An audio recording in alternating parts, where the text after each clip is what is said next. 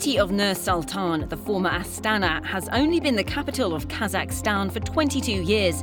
But in this short lap of time, it's developed from a small provincial city into a metropolis of over 1 million inhabitants. Fostering dialogue in order to build trust, and building trust in order to lay the groundwork for efficient partnerships between the countries of Europe and Asia. That's the idea behind this year's meeting of speakers of Eurasian countries' parliaments in Nur-Sultan, the capital of Kazakhstan. Delegations from more than 60 countries and a host of parliamentary organisations gathered for the 4th edition of the event. This year's host is the chairman of the Parliament of Kazakhstan. Today, the role of parliamentary dialogue is growing throughout the world. Such meetings, such forums, allow us to find common ground for different countries in the development of their economies. When you sit down with your colleagues in the bilateral meetings, what are the main topics that are debated between you and your colleagues, speakers of other parliaments? There are the issues of digitalisation, environmental issues. There are issues of using artificial intelligence. And I think that these meetings help keep an open dialogue, which is very important today in these difficult times.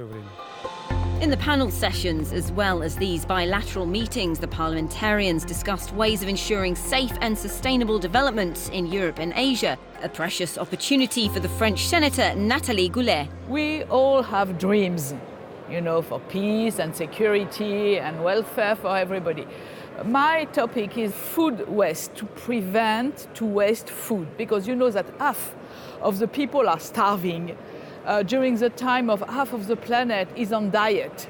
So there is something wrong in this world. Now, if you take this topic of food waste, what would be the ideal outcome of this meeting? My best wishes would be that each MP go back to his country and then put the topic on the top of the topic of his parliament, and then try to save people from starving. Issues that need a multilateral approach has been at the basis of many discussions here. Malaysia has a long history of regional cooperation with its neighbours, an experience the Speaker of the Malaysian Parliament's eager to share. The world has become so interconnected. We cannot focus only on one country or two countries. It's got to be broader. Now, dialogue is, of course, a great concept, and we're all in favour of dialogue, because you need to speak about something particular. So I was wondering, what are the topics that you really care about when you represent Malaysia in this kind of meetings? We have, Sustainable Development Goals, which is a good platform. The idea of leave no one behind is a powerful idea. Because if you leave someone behind, everyone will be left behind. So let's have a zone of peace, of cooperation, of dialogue. Forget about wars and conflicts, have a dialogue, and we can resolve all these issues. But principally, people want to be happy on the basis of shared opportunity and shared prosperity. The next meeting of the speakers of the Eurasian countries' parliaments, the 5th of its kind, will be held next year in Indonesia.